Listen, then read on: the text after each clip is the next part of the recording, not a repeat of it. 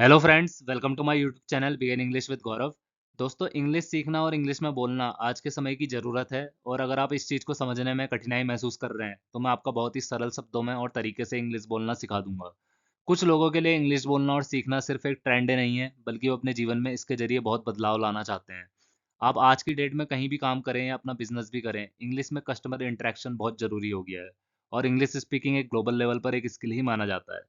जितना ज़्यादा आप इस लैंग्वेज में बेहतर होते हैं, उतना ज़्यादा आपकी संभावना बढ़ जाती है जीवन में आगे बढ़ने की। तो चलिए आज की स्टोरी के थ्रू कुछ नया सीखते हैं और इंग्लिश को और बेहतर बनाने की कोशिश करते हैं। जॉन पुराने चर्च में अकेला बैठा है। इसको सबसे पहले समझते हैं दोस्तों। जॉन इसमें सब्जेक्ट है दोस्तों, और ये नाउन भी है। ये इसलिए है क्योंकि ये पूरे सेंटेंस की हाईलाइट है, इसी के दम पे पूरा सेंटेंस बना हुआ है। अगर हम इसे सेंटेंस में यूज नहीं करेंगे तो सेंटेंस इसके बिना अधूरा है। Is sitting alone in the old church. तो यहाँ पर आपको बताना पड़ेगा कौन बैठा हुआ है ओल्ड चर्च पे। तो जॉन बैठा हुआ है, तो जॉन ही हाईलाइट है, जॉन ही पूरे वाक्य को डिफाइन कर रहा है। तो जॉन एक सब्जेक्ट है। जॉन इज सिटिंग, ये प्रेजेंट कॉन्टिन्यूस टेंस में चल रहा है सेंटेंस। ठीक है, इस सिटिंग इसके साथ फोर्थ फॉर्म लगी है वर्ब की। इस सिटिंग मतलब बैठा हुआ है। तो जॉन बैठा हुआ है। जॉन इज सिटिंग, जॉन बैठा हुआ है। अलोन मतलब अकेला। इन मतलब मैं। द ओल्ड मतलब पुराने चर्च पे। ठीक है, जॉन बैठा हुआ है अकेला पुराने चर्च पे। मोमबत्तियां झिलमिला रही हैं।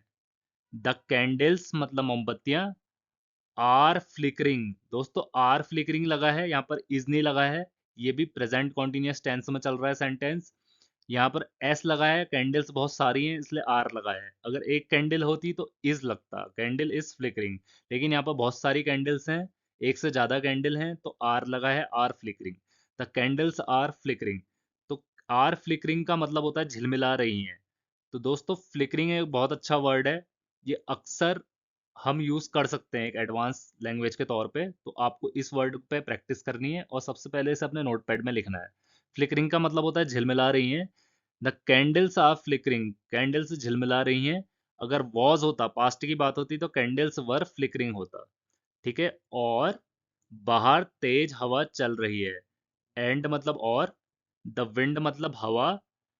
इज मतलब हॉउलिंग। हॉउलिंग का मतलब चल रही है, चलना होता है दोस्तों। ये इसलिए हम हवा के साथ ही लगाते हैं। तो हॉउलिंग का मतलब होता है चल रही है। हॉल का मतलब चलना। तो ये if wind halls, wind can hall. Wind was हॉलिंग, wind is हॉलिंग। तो ये हॉल आ रहा है विंड के साथ ही आ रहा है। तो आपको इसके विंड के साथ यूज करना है, जिसका मतलब होता है हवा। हवा चल रही है या बह रही है, इसका मतलब होता है। तो ये भी प्रेजेंट कॉन्टिन्यूस टेंस में सेंटेंस। यहाँ पर वर्ब की फोर्थ फॉर्म यूज हुई है। प्रेजेंट कॉन्टिन्यूस टेंस में जब हम होते हैं, इसके साथ फोर्थ फॉर्म यूज होती है। तो विंड, हवा चल रही है या बह रही है। आउटसाइड मतलब बाहर। तो एक बार इसे दोबारा से समझते हैं। द कैंडल्स आर फ्लिकरिंग, मोमबत्तियां झिलमिला रही हैं और हवा चल रही है, और हवा बाहर चल रही है। वो अपने अतीत को याद करता है। ही मतलब वो, रिमेंबर्स मतलब याद करता है, द पास्ट मतलब अतीत को। तो यहाँ पर दोस्तों प्रेजेंट की बात हो रही है।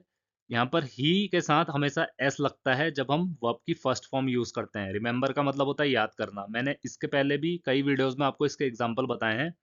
यहाँ पर आई वी यू दे के साथ हम रिमेंबर लगाएंगे। ठीक है, लेकिन ही शी इट के साथ, या हम किसी को नाम लेके जब हम बुलाते हैं तो एस लगाएंगे, जिसका मतलब है वो याद करता है, जिसमें ता आता है। जैसे वो खाना बनाता है, ही कुक्स, तो एस आएगा उसमें भी। जैसे वो पढ़ता है तो ही रीड्स। जैसे वो सीखता है तो ही लर्न्स। जैसे वो साफ करता है तो ही क्लीन्स। जैसे वो जाता है तो ही गोज। और सिमिलर वे में अगर वही चीज आप खुद के लिए बोलेंगे आई के साथ, जैसे मैं जाता हूँ, आई गो टू मार्केट, तो उसमें एस नहीं लगेगा। तो we go to market, you go to market, they go to market. So he she it के साथ एस और सब्जेक्ट लगा के S. Otherwise I we you they के साथ एस नहीं लगेगा, सिर्फ वर्ब की फॉर्म लगेगी फर्स्ट वाली। तो ही रिमेंबर्स का मतलब हो गया वो याद करता है अतीत को। उसने सबको झूठ बताया, यहां तक कि मैरी को भी। ही मतलब उसने, लाइड मतलब झूठ बोला या बताया, टू मतलब सबको। यहाँ पर टू का मतलब हो गया को, एवरीवन मतलब हो गया सबको। तो ही लाइड टू एवरीवन, उसने सबको झूठ बोला, इवन टू मैरी, यहाँ तक की, तो जो यहाँ तक की मतलब आ रहा है ना दोस्तों, ये इवन के वजह से आ रहा है। इवन का मतलब यहाँ पर है यहाँ तक की, मैरी को भी, मैरी उसकी वाइफ है उसको भी। इवन टू मैरी, तो ही लाइड, वो उसने झूठ बोला, टू एवरीवन, सबको, यहाँ तक कि मैरी को भी। उसने पैसा चुराया और छुपा दिया। ही स्टोल, ही मतलब उसने, स्टोल मतलब चुराया, स्टील का मतलब चुराना।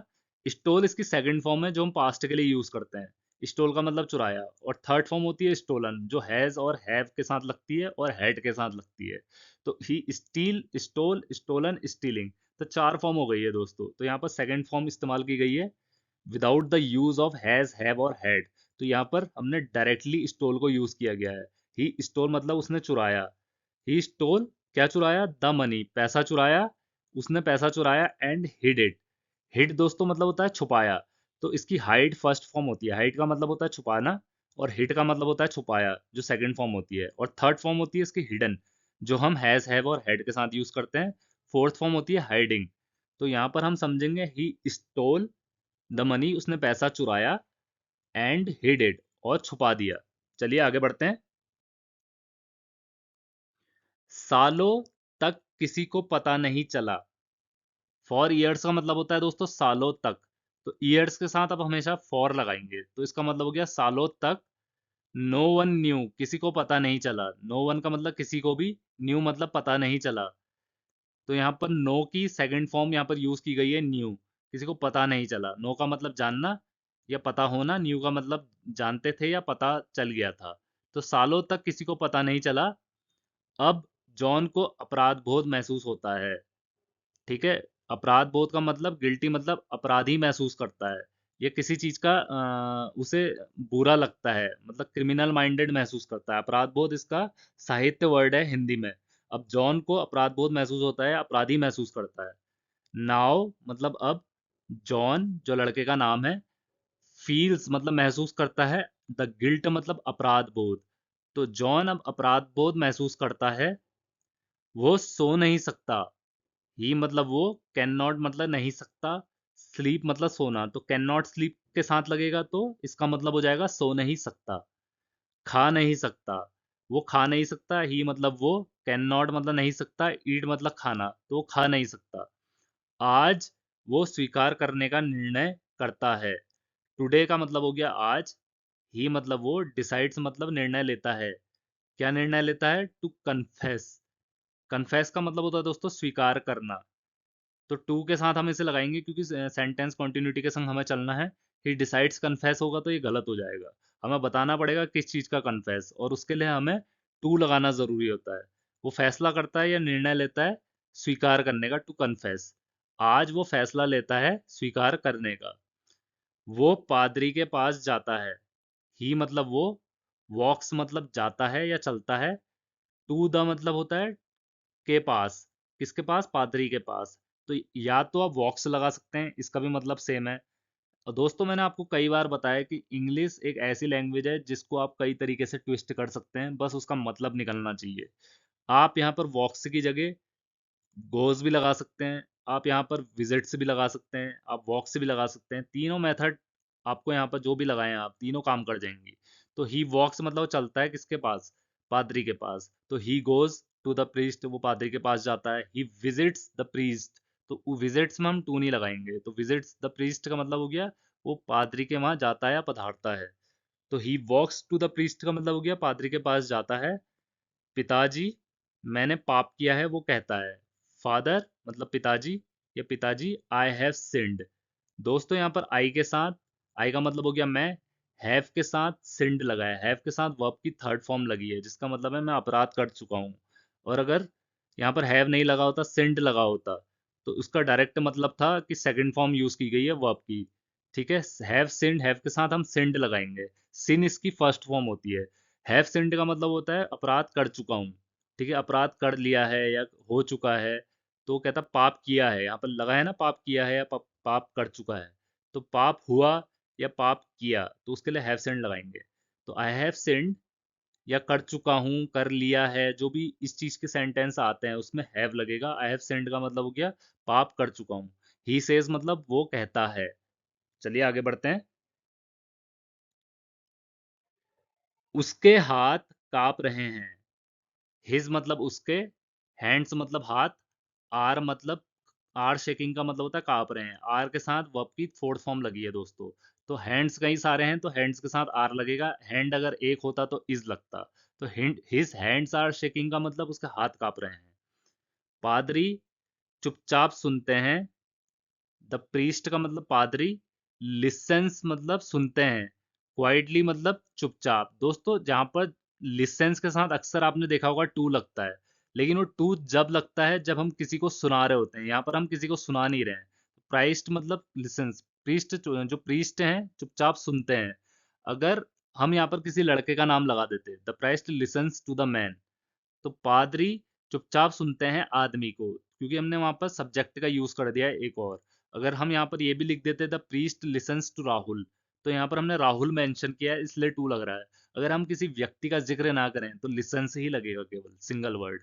तो प्रीस्ट लिसन्स मतलब सुनते हैं, क्वाइटली मतलब चुपचाप से। जॉन सब कुछ बताता है। जॉन टेल्स मतलब बताता है। टेल का मतलब बताना, टेल्स का मतलब बताता है, जो हम प्रेजेंट में यूज करते हैं। एवरीथिंग मतलब सब कुछ। सिर हिलाते हैं और प्रार्थना करते हैं। द प्रीस्ट जो पादरी हैं, नॉट्स मतलब सिर हिलाना। दोस्तों नॉट्स का मतलब होता है हिलाना। यहाँ पर आप सिर हिलाना भी बोल सकते हैं, नॉट्स मतलब केवल हिलाना भी बोल सकते हैं। यहाँ पर हेड नहीं लिखा है तो मैं हेड लिख देता हूँ, HEAD, जिसका मतलब होता है सिर, हमारा सिर। द प्रीस्ट मतलब पादरी हिलाते हैं सिर। नॉट का मतलब हिलाना, नॉट्स का मतलब हिलाते हैं सिर।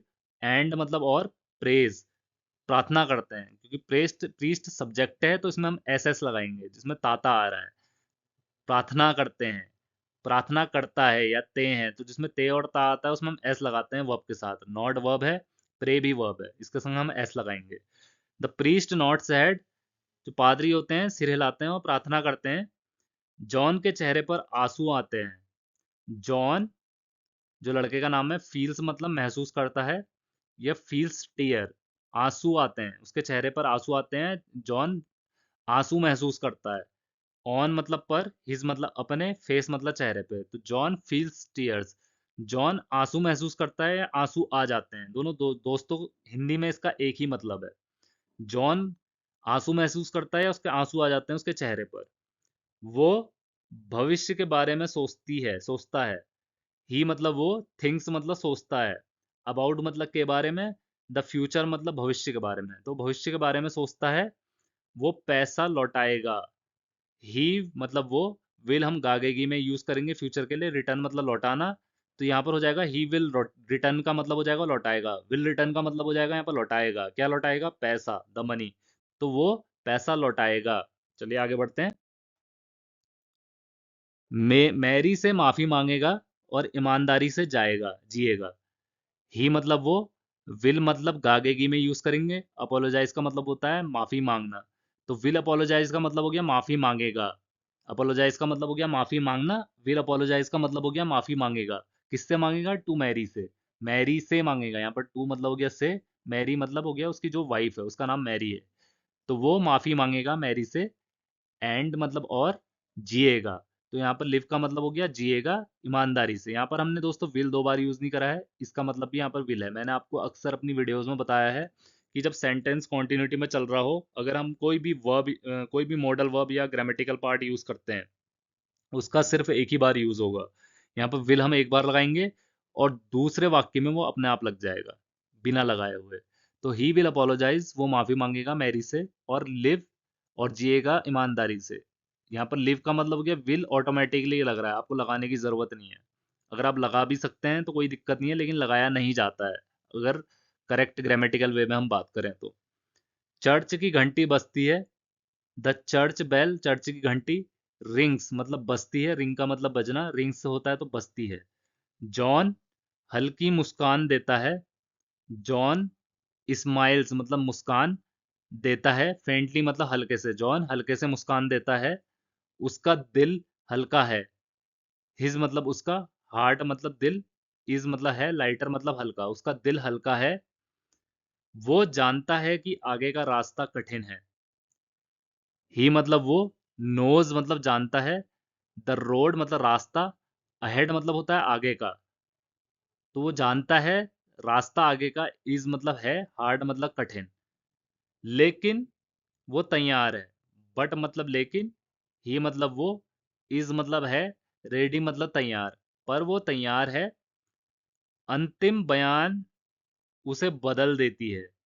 द लास्ट मतलब होता है अंतिम, कन्फेशन का मतलब होता है बयान। दोस्तों ये एक अच्छा वर्ड है, हम इसे काफ़ी यूज़ करते हैं डेली रूटीन में जब हम इंग्लिश में कॉन्वर्सेशन कर रहे होते हैं। तो कन्फेशन का मतलब होता है बयान, इसे आप अपने नोटपैड पे लिख लीजिए। द लास्ट कन्फेशन, जो अंतिम बयान होता है, चेंजेस मतलब बदल देता है, चेंज का मतलब बदलना, चेंजेस मतलब बदल देता है, हिम मतलब उसको। तो लास्ट कन्फेशन चेंजेस इन, तो आखिरी बयान उसको बदल देता है।